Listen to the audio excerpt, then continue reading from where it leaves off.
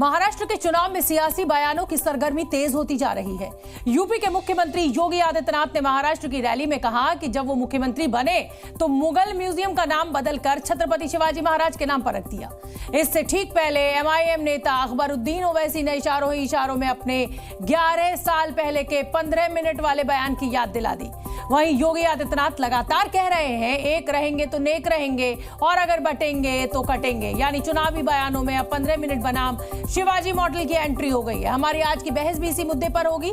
इस मुद्दे पर बात करने के लिए हमारे साथ खास मेहमान भी जुड़ेंगे, लेकिन पहले आपको मुख्यमंत्री योगी आदित्यनाथ ने क्या कुछ कहा और अकबरुद्दीन ओवैसी ने क्या बयान दिया वो सुनना चाहिए।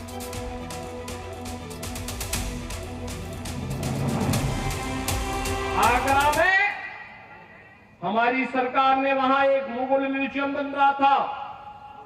जब मैं मुख्यमंत्री बना, लोगों ने कहा इस म्यूजियम का नाम मुगल म्यूजियम है। मैंने कहा क्या इसमें होगा? कहा औरंगजेब से जुड़ी हुई स्मृतियां रहेंगी। मैंने कहा औरंगजेब से क्या संबंध है तुम लोगों का? क्या संबंध है? यह एक विदेशी आक्रांता था। हमारा संबंध छत्रपति शिवाजी महाराज से है। इस म्यूजियम का नामकरण छत्रपति शिवाजी महाराज की स्मृति में होना चाहिए। छत्रपति शिवाजी म्यूजियम होगा। 9:45 कैंपेनिंग का टाइम 10 बजे, अभी 15 मिनट बाकी है।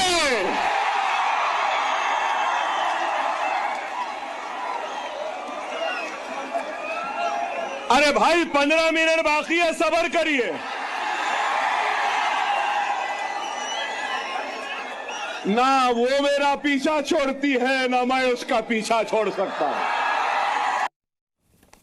तो आपने दोनों ही नेताओं के बयान सुन लिए। अब जल्दी से मैं आपका मेहमानों से तारुफ करा देती हूँ। हाजी रंगरेज प्रवक्ता है एआईएमआईएम के, वो मेरे साथ है। राशिद शरीफ अध्यक्ष है south India Muslim personal law board के, वो मेरे साथ मौजूद हैं। शुभम गिरी हिंदू धर्म गुरु हैं।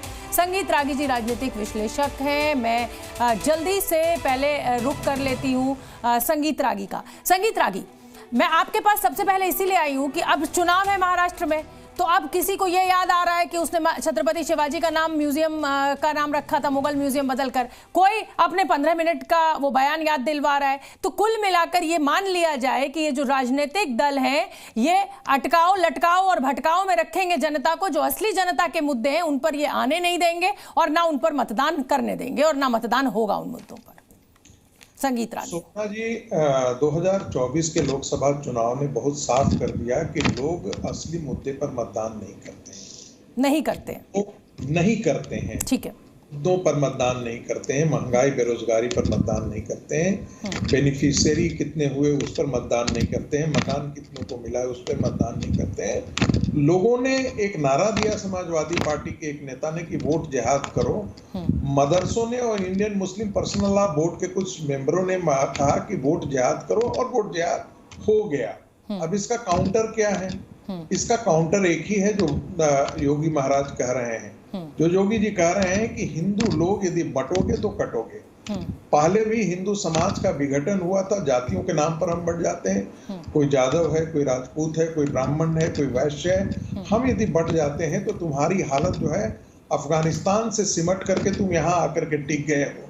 बांग्लादेश में आज काटे जा रहे हो, कनाडा में काटे जा रहे हो, हर जगह तुम पीटे जाओगे। और भारत के अंदर भी राजनीतिक पार्टियां जो हैं, पारिवारिक पार्टियां जिन्हें हम कहते हैं, जिसे गांधी परिवार भी है। गांधी परिवार को इस देश से क्या लेना देना है? गांधी परिवार का वारिस जो है इस देश का प्रधानमंत्री बने, उससे ज्यादा उसका कोई दिलचस्पी नहीं है। तो ऐसी स्थिति में मुझे संगीत रागी थोड़ी सी हैरानी हो रही है, क्योंकि ये वही गांधी परिवार है जिसने बहुत शहादत दी है, चाहे वो इंदिरा गांधी हो, चाहे वो राजीव गांधी हो।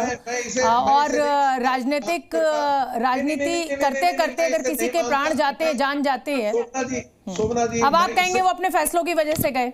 चलिए, ये बहस का मुद्दा नहीं है मेरे लिए। गांधी परिवार ने शहादत दी है। हाँ। मैं बिल्कुल नहीं मानता। ठीक है, मैं बिल्कुल नहीं मानता। ठीक है, आप एक प्रधानमंत्री थे, आपने ये किया और आपकी हत्या हुई, लेकिन इसे आप कहें कि शहादत दे दिया है। शहादत प्रधानमंत्री देश सेवा करता है कि नहीं करता है, बस ये बता दीजिए।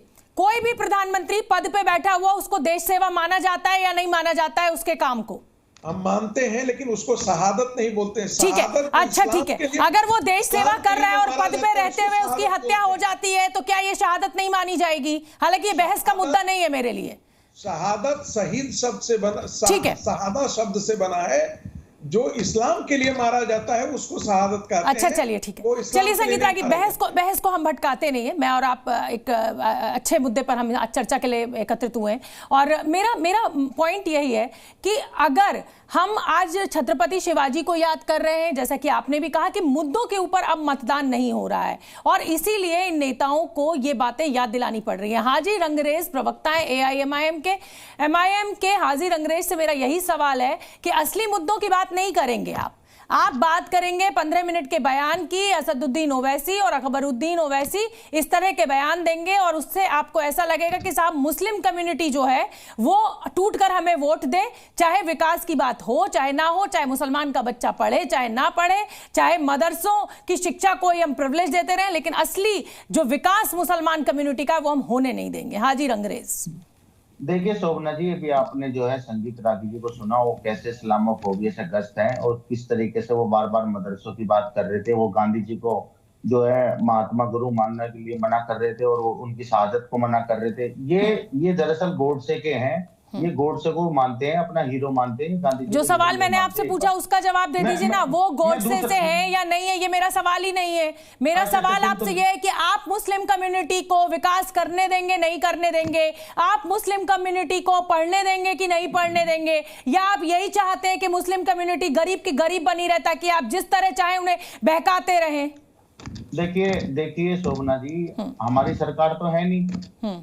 अगर हमारे जहाँ पर एमएलए हैं और जहाँ पे हमारे बैरिस्टर असदुद्दीन ओवैसी साहब हैं, आप जरा हैदराबाद आइए, जाकर देखिए किस तरीके से वहाँ मेडिकल कॉलेज, किस तरीके से इंजीनियरिंग कॉलेज और कितने कोर्सेज हैं जो वो सारों की वहाँ पर फ्री में लोगों को पढ़ाया जाता है। और इस तरीके की सारी गतिविधि जो विकास है और मुसलमानों को जो विकास से जोड़ने की राजनीति है, और हम मुसलमानों को कायदा तो इतिहास की बुनियाद पर लोगों को जोड़ रहे हैं और उनको उनमें एक लीडरशिप खड़ा करना चाहते हैं। बैरिस्टर साहब का ये सपना है। अगर ये लोग जो हमारे वोटर हिंदुस्तान के, उन्हें जब देश के जो पीएम और मुख्यमंत्री और जो अध्यक्ष पद पर बैठे हैं, जब वो संविधान की शपथ लेकर इस तरीके की बात करते हो, बांटने की, काटने की, मारने की, जोड़ने की, अभी लगातार बांग्लादेश के नाम पर बात हो रही है कि बांग्लादेश में हिंदुओं को काटा जा रहा, अभी कनाडा, मैं इनसे पूछना चाहता हूं, इनके पास कोई अधिकृत आंकड़ा है कि वहां पे इतने हिंदू मार दिए गए? मैं आपको हिंदुस्तान में बता रहा हूं, आपको हिंदुस्तान के युवाओं की फिक्र नहीं है, आपको देश के युवा महिलाओं की फिक्र नहीं है, आपको देश की फिक्र नहीं है। रंगरेज साहब, देश हमारा किस तरफ जा रहा है? चलिए ये संगीत रागी जवाब दे देंगे, लेकिन आपको है युवाओं की चिंता? बिल्कुल है। आप मदरसा की पढ़ाई को जो है उसमें आप ग्रेजुएशन और पोस्ट ग्रेजुएशन की डिग्री को लेकर सुप्रीम कोर्ट के फैसले के खिलाफ खड़े हो जाते हैं, आप झंडा बुलंद कर देते हैं कि नहीं साहब हमारे मदरसों में बेस्ट एजुकेशन होगी है, और आप कह रहे हैं कि युवाओं की चिंता है। युवाओं की चिंता तो आपको भी नहीं है। नहीं शोभना जी, आप गलत बात बता रही हैं। इस तरीके से कोई बात नहीं थी। कल सुप्रीम कोर्ट ने जो इस तरीके के जो हमारे मदरसों पर उंगलियां उठाते थे, कल उन्हें आईना दिखाया गया। वहां पर जो मॉडर्न एजुकेशन है उसके लिए जो टीचर थे उनकी तनख्वाह नहीं दी जा रही 3 साल से, और किस तरीके से वहां पर ये नहीं है कि वहां पर दीनी तालीम भी दी जाती है। जो फैक्ट नैरेटिव फैलाया जा रहा था एक प्रोपेगेंडा के मदरसों में जो है वहाँ पे जो ठीक है, आऊंगी मैं आपके पास। शुभम गिरी हिंदू धर्म गुरु है, मैं उनका रुख कर लेती हूँ। माहौल बनाया जा रहा था, ये तो आपने देख लिया कल एजेंडा ये। ठीक है शुभम गिरी जी, चुनाव होते नहीं है कि छत्रपति शिवाजी की याद आ जाती है। छत्रपति शिवाजी की दी हुई वैल्यूज किसी को याद नहीं आती है। छत्रपति शिवाजी का शासन चलाने का तरीका कोई याद नहीं करता है। लेकिन हिंदू मुसलमान बांट लो, जातियों में बांट लो, ये काम राजनीतिक दलों के द्वारा किया जाता है, और जब चुनाव आता है तो नाम आप छत्रपति शिवाजी का लेते हैं। देखिए शोभना जी, आपको मैं अवगत करवाना चाहता हूँ, जब भी चुनाव आते हैं यहाँ पर भारत देश में भगवान की जातियां भी बताई जाती है। छत्रपति शिवाजी महाराज एक संघर्षशाली व्यक्तित्व थे और जिन्होंने हमारे को संघर्षशाली जिनका जीवन है, हमने उनकी पुस्तक आती है शिवराज विजय, कभी उसका अध्ययन करना आप, उसमें उनकी जीवनी लिखी है, किस तरह से उन्होंने संघर्ष कर किस तरह से उन्होंने युद्ध कर और किस तरह से उन्होंने जनता को खुश रखा, असली शासक उन्होंने चलाया। लेकिन इस प्रकार की जो भाषा का प्रयोग किया जा रहा है असदुद्दीन ओवैसी जी द्वारा, वो एक सांसद पद में है तब भी वो ऐसी उल्ट पटांग भाषा देते हैं। मैं तो सुप्रीम कोर्ट से अपील करता हूं, और जो ओम बिरला जी जो सांसद है, जब विपक्ष के नेता राहुल गांधी की सदस्यता रद्द हो सकती है, तो ओवैसी जी की सदस्यता रद्द क्यों नहीं हो सकती? ओवैसी की जो सदस्यता रद्द करे, उनकी भी जो रद्द करे, क्योंकि देश के राजा इस समय प्रधानमंत्री नरेंद्र मोदी जी है। और देखिए संदीप रागी जी ने कहा, देखिए गांधी परिवार ने शहादत दी है। हमारे हरिद्वार में इंदिरा गांधी जी ने एक मंदिर का उद्घाटन किया था, शिलान्यास किया था, वो भारत माता मंदिर है। उस समय संघ के कोई प्रमुख थे, मुझे नाम याद नहीं आ रहा है। तब भी देश में एकता रही, अखंडता रही। लेकिन जिस तरह से कनाडा में, बांग्लादेश में हिंदुओं में अत्याचार हो रहे हैं, बहुत दुखद है। और मैं इस बारे में कहना चाहता हूं कि भारत देश देखिए, मैं आपको फिर बता दूं, बांग्लादेश में आप कह सकते हैं कि जरूर टारगेट किया जा रहा है हिंदू कम्युनिटी को, क्योंकि अल्पसंख्यक कम्युनिटी है हिंदू वहां पर बांग्लादेश में। लेकिन कनाडा में ऐसा हिंदुओं पे कोई अत्याचार नहीं हो रहा है, ये मैं बिल्कुल सहमत नहीं हूं। और हिंदुओं ने बुलंद तरीके से अपनी आवाज उठाई है, सरकार को वहां पर हिला रखा है, ऐसा कोई हिंदुओं पर अत्याचार नहीं हुआ है। लेकिन मैं अब जल्दी से एक बार, हमारे साथ एक और गेस्ट मौजूद हैं, राशिद शरीफ साहब, अध्यक्ष SIM-PLB के। राशिद शरीफ साहब, AIMM के नेताओं को क्यों जरूरत महसूस हो रही है 11 साल पुराने बयान को, 15 मिनट वाले बयान को याद दिलाने की? बिल्कुल मैडम, ये मजाक बना लिए लोग, पॉलिटिक्स को मजाक बन गया। इधर इलेक्शन होता है तो शिवाजी महाराज जिंदा हो जाते, इधर इलेक्शन होता है तो औरंगजेब जिंदा हो जाते। तो ये मजाक बन गया मैडम। इन लोग जो भी इलेक्शन में ठहरे, चाहे AIMM के लोग हो, चाहे है सो आप महाराष्ट्र में जो इलेक्शन हो रहा है, जितने जमाता है, इनसे रिपोर्ट कार्ड लो, इनसे इन्हों करे क्या अभी तक, बच्चों के लिए करे क्या, पढ़ाई के लिए करे क्या, जॉब के लिए करे क्या, हेल्थ के लिए क्या काम करे ये लोग। ये लोगों से पहले हिसाब लेना, उसके बाद इनसे बात करना, इनसे एक पैकेज लेना, इनको वोट देना। अगर इस तरीके से ऐसे ही चलते रहेगा तो कोई किसी का कुछ, ना हिंदू भाइयों का कोई फायदा होने वाला है, ना नुकसान मुसलमान भाइयों का कोई फायदा होने वाला है। इस तरीके से लोग छोड़ते जाएंगे। आज महाराष्ट्र में 4140 आदमी ठहरे हुए, कई के लिए ठहरे हुए, क्या काम करने के लिए ठहरे हुए, खिदमत करने के लिए ठहरे लोग। ये लोग सिर्फ पैसा बनाने के लिए ठहरे हुए, कोई पैकेज नहीं देते ये लोग, ना हिंदुओं के लिए देते, ना मुसलमानों के लिए देते। इनसे पहले पैकेज लेना चाहिए, इनका रिपोर्ट कार्ड लेना चाहिए पहले। योगी जी अगर बात करते हैं तो उनका 10 साल 11 साल का रिपोर्ट कार्ड लीजिए। राशिद साहब, मैं अपने दर्शकों को कुछ सुनवाना चाहती हूँ। अब हम आपको अकबरुद्दीन ओवैसी का 2012 का वो विवादित बयान सुनवाना चाहते हैं, जिसे लेकर अदालती लड़ाई चली थी। हालांकि अकबरुद्दीन ओवैसी को बेनिफिट ऑफ डाउट मिला था इस बयान में और उन्हें राहत भी दी गई थी, लेकिन एक बार सुनना चाहिए क्योंकि वो उसी बयान को फिर याद दिला रहे हैं महाराष्ट्र की रैलियों में। हिंदुस्तान हम 25 करोड़ है ना, तुम 100 करोड़ है ना, ठीक है, तुम तो हमारे से इतने ज्यादा है। 15 मिनट के लिए पुलिस को हटा लो, बता लेंगे किसमें हिम्मत है, कौन ताकतवर है। ये 4 करोड़ शिव भक्त कावड़ यात्रा निकालते हैं। याद करिए 2017 के पहले सरकारें नहीं निकालने देती थी, और जैसे हम लोग आए हमने कहा भी कावड़ यात्रा तो हम निकालने देंगे। लोगों ने कहा दंगा हो जाएगा, हमने कहा एक बार आर पार हो ही जाए, देखा जाएगा।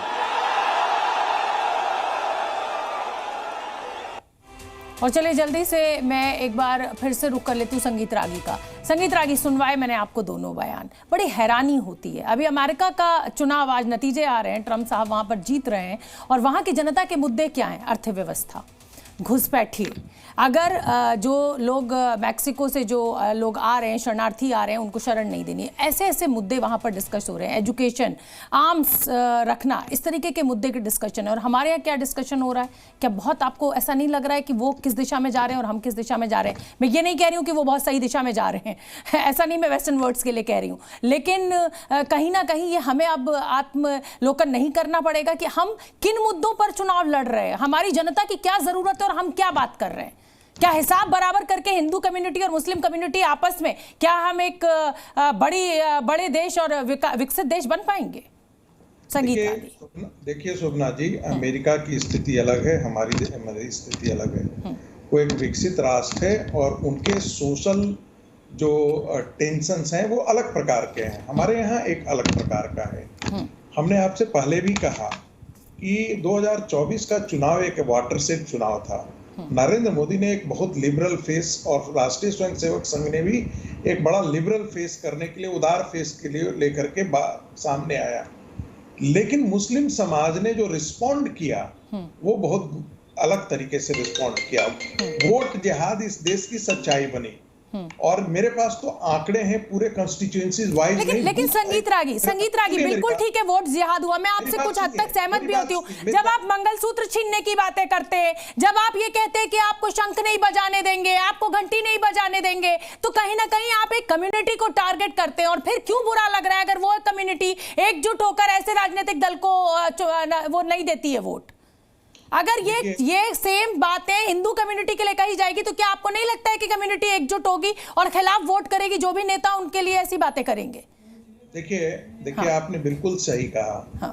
कहीं न कहीं भारतीय जनता पार्टी को इनपुट था। वोट जिहाद का नारा किसने दिया था?